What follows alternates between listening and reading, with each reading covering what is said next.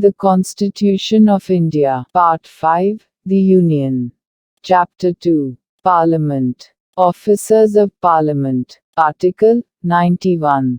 Power of the Deputy Chairman, or other person, to perform the duties of the office of, or to act as, Chairman.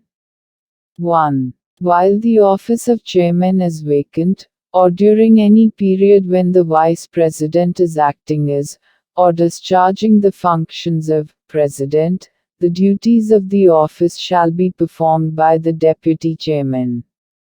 Or, if the office of Deputy Chairman is also vacant, by such member of the Council of States as, the President may appoint for the purpose. 2.